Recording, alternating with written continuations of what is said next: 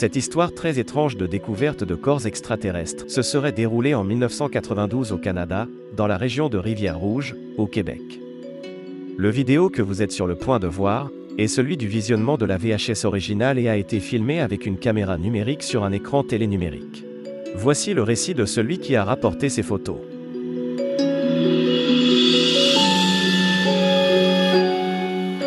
À l'hiver 1992, alors que j'habitais à Montréal, un ami de mon ex-colocataire est venu à notre appartement pour nous montrer d'étranges photos.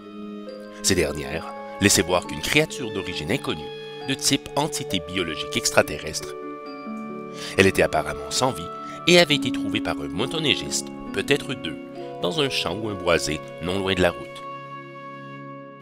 Nous avons aussitôt demandé à cet ami à quel endroit il s'était procuré ces photos.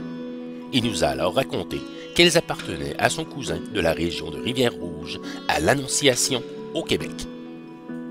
Ensuite, si je me souviens bien, il nous a raconté que, lors de la découverte du corps dans la neige, le motoneigiste, ou l'un des motoneigistes, est allé chercher son appareil photo, possiblement un 35 mm. Notons ici que s'il y avait deux motoneigistes, par l'absence de l'un des deux sur les photos, nous n'avons pas de preuve de sa présence, à moins qu'il soit demeuré l'unique photographe. Cela dit, d'autres témoins, visiblement les deux hommes, les deux fumeurs, que l'on peut distinguer sur les photos, se sont aussi rendus à l'endroit de la découverte avec une automobile. En nous montrant l'une des photos en particulier, l'ami en question nous avait expliqué que les témoins ont dû passer un câble ou une corde sous le bras de l'être, pour ainsi, avec l'aide d'une branche, être à même de pouvoir le soulever sans le toucher. C'était probablement par précaution pour ne pas laisser leur empreinte ou par peur de maladie. On pourrait supposer ici qu'elle devait peut-être dégager une certaine odeur, compte tenu qu'il n'avait pas l'air totalement congelé.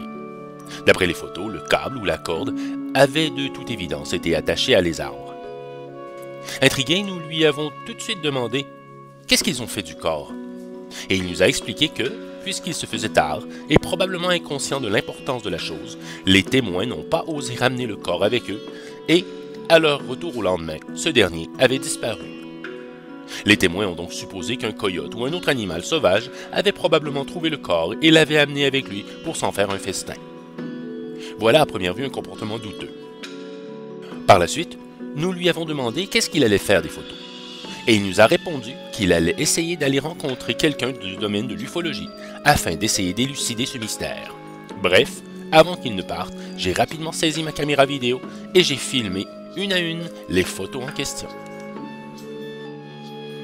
Quelques semaines plus tard, cet ami nous a rappelé et nous a dit qu'il était allé montrer les photos à une certaine personne du domaine de l'ufologie.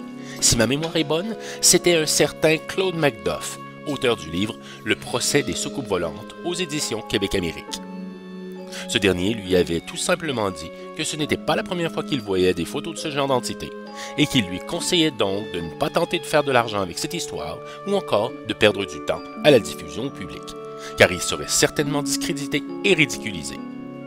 Il faut dire ici, entre parenthèses, que lors de l'enquête, j'ai appris que devant l'absence manifeste de preuves satisfaisantes de la matérialité des ovnis et de la vie extraterrestre au début des années 80, Macduff s'était joint aux sceptiques du Québec, au sein desquels il collabora durant le reste de sa vie. Il n'est donc pas surprenant que sa conclusion n'ait pas été précédée d'une enquête auprès des témoins de l'époque. Quoi qu'il en soit, nous étions grandement étonnés de cette conclusion fournie par l'ancien ufologue. Ne voulant pas nous faire prendre pour des hurluberlus ou des illuminés, nous avons tout bonnement décidé de garder cela pour nous, comme une sorte de secret. Nous avons montré cette vidéo en privé à des proches et des amis ouverts d'esprit, mais jamais en public. En effet, comme c'est le cas pour la majorité des témoins de phénomènes inexpliqués, j'ai aussi eu la crainte que si je présentais cette vidéo en public, que les gens finissent par se moquer de nous.